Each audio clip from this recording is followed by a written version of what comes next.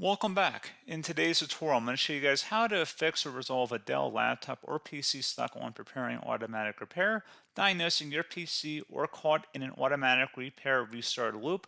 We will cover the Windows recovery options that are built into Windows, as well as startup repair, safe mode, system file repairs, and troubleshooting steps to help resolve your computer's issues and get you out of that repair loop and load Windows properly once again. This tutorial should hopefully be able to resolve your issue. So for this tutorial demonstration, I'm going to be using a bootable Windows 10 media source. So I have already used the Windows 10 media creation utility, downloaded the Windows 10 ISO from there, and then put it onto a DVD in which I'm about to boot my computer off of. So this will also work for USB flash drives as well, so long as the size of the drive is large enough. So I believe it has to be about 4 to 5 gigabytes at the least. So preferably if you have an 8 gigabyte free flash drive, this tutorial probably would work best. If you don't have a DVD, keep in mind you're probably going to have to clear everything off of that USB flash drive because it will clear anything that's currently stored on there if you choose to go that method. And you might be able to actually load some of the automatic repair utility options if you're able to boot to the troubleshooting screen we're about to go to. But if you're unable to get into any of the troubleshooting options you see in this video without going out and getting the tool, I will have links in the description of the video for both the tool and how to create the utility, so how to go through the download and installation process of burning it to a DVD. So I have both of those in the description of the video. You're more than welcome to check that out. So I just want to cover all of our bases with that. So here I'm at the boot menu. You will have to look up your specific computer on the internet. So typically to access the BIOS settings in order to change the boot order or to enter the boot menu, it will be one of the keys along the top of your keyboard. So either one of the function keys or the escape key. In my case, it's the escape key, but it could also be the F2, the F6, F8. It really depends on your specific computer, so I don't really want to tell you guys it's one thing when it could be a couple different things. So you might have to look into that if you're unsure, but we're going to be booting off of a DVD, like I said, that I have the Windows 10 Media installation off of. So I'm going to use my arrow keys to select over the CD-ROM drive. Again, this screen might look a little different for you guys, but the whole purpose of what I'm doing right here is that I've already burned the Windows 10 installation files, so as if we were going to install Windows 10, except we're going to be using the repair functionality that's built into that tool. So I'm going to select the CD-ROM drive to boot the Windows 10 information off of. So it might take a second to load here. Press any key to boot from CD or DVD. Again, this should work for USB flash drives as well. I'm seeing an increasing number of computers that do not have optical drives in them. So I have mixed feelings about that. But right now, as we can see, we are booting the tool, or we should be booting off of the tool. So just give it a moment to load here.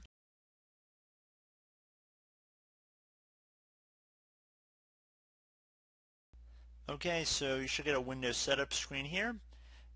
It doesn't really matter what's up here. You can keep it as whatever your language is. Probably be preferred, to be honest. Just select Next, and instead of clicking on the Install Now button, you want to direct your attention over the bottom left corner where it says Repair Your Computer. You want to left click on that button instead. So here we go, guys. Choose an option. Now, like I said earlier in the video, if you're able to boot into this tool without downloading the media creation utility, going through that whole process, you're more than welcome to try it. However, if you don't have success with that, I would suggest going out on the internet and getting the tool like I'm showing in this video. So if you see the screen and you're already in the loop, just don't be surprised about that. It's the same utility, except this is not booting off of your potentially corrupt hard drive. So that's one reason why I like using this tool, because it's kind of separate from your main operating system. So underneath choose an option, I'm going to left click on the troubleshoot tile, reset your PC, or see advanced options. So you want to left click on that. Now we have several options here to choose from, and there are several different ways you could go about hopefully resolving the issue. Now, I'm going to suggest them in the way that I would recommend trying them. The first thing I would personally recommend would be to go to the System Restore tile to use the System Restore point recorded on your PC to restore Windows. So if I left click on that and then I select my target operating system here. So currently I do not have any System Restore points on this computer, which is a perfect reason to go jump back and go to some of the other methods I'm going to show in this tutorial.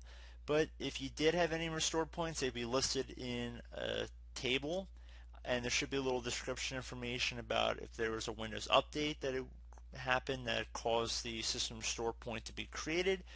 And I would suggest restoring back your computer. I do find that does have some success, so I would recommend trying that first. That should actually resolve quite a few of your issues. So if I close out of here, so now it brings us back to the choose an option screen. Like I said, I would recommend trying that first. If that did not work for you guys, I would also suggest if you had any image backup to a CD or DVD, so if you had already made something, you could do a system image recovery as well. Very few people probably have this or even know what that is. So I'm really not going to go into that method too much for this video, but if you selected it, again, you choose an operating system, you'd actually have to insert the DVD. I don't really know how many people have this all backed up, so I'm not going to really dig too deep into it, but if you did select the system image, again, you'd have to have already backed it up somewhere, so that's probably going to be tossed out. Again, it's another option. I'm just going down the list here, but the next one would be start prepare, fix prompts to keep Windows from loading.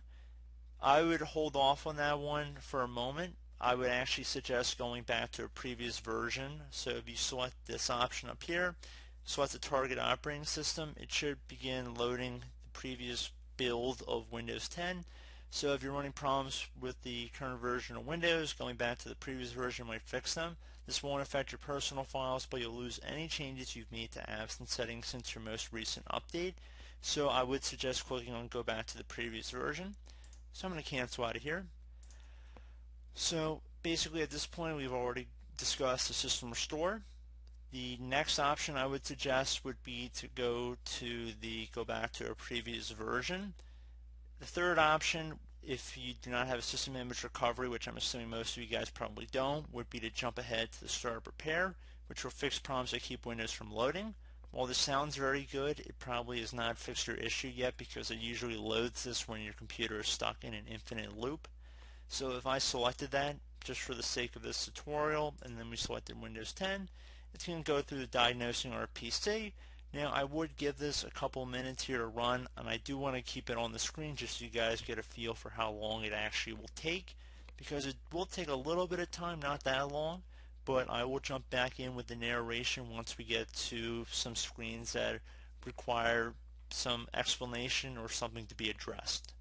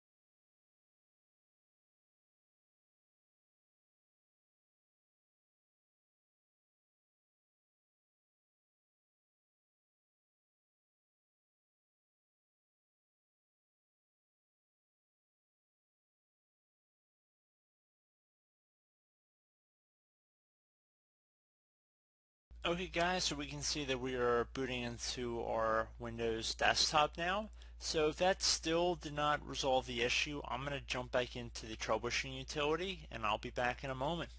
Okay guys, so now that we're back on the advanced options screen, I'm going to jump over to the command prompt. So assuming nothing else worked for you and you're on many other backups, I would suggest this before doing a complete factory reset. Now, like I've stressed in my comment section, I've stated in other videos as well, your data and your files might already be gone before even watching this video. But if you do the method I'm about to show you guys, you really have to follow along with what I'm doing. It's really important you do, and there's no guarantees at this point, or even when you start watching this tutorial, to be honest with you, because I don't know what the situation was that brought you to this video, but this is definitely a little bit more in depth here, so if you're not comfortable, that's fine. But we're going to jump into it though. I do want to put this out there because this has helped quite a few people before from what I've seen.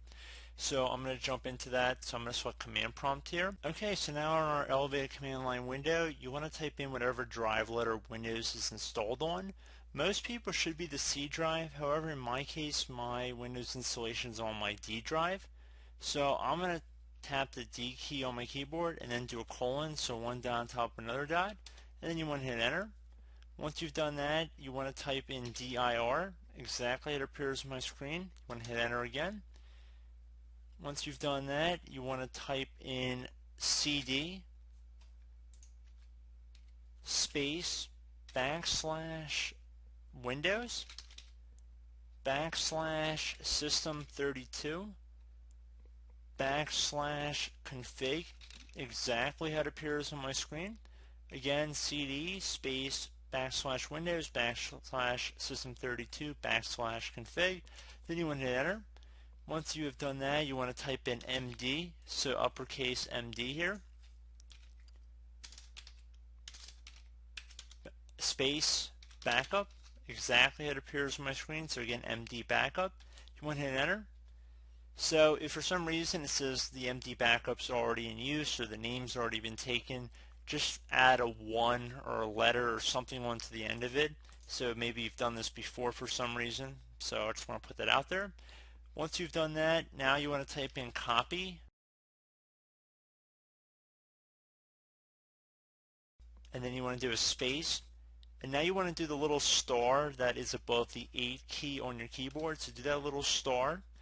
Then you want to do the period sign, so right next to the Alt key on your keyboard, so right above the Alt key, you want to do a period or a dot, and then you want to do another star. So again, star, period, star. And then once you've done that, you want to type in backup after you do one more space. So you want to have space in between the last star and backup, exactly how it appears on my screen. Then you want to hit enter. It should say that a certain number of files have been copied. Once you've done that, we're going to be continuing on in this tutorial. So you want to type in at this point cd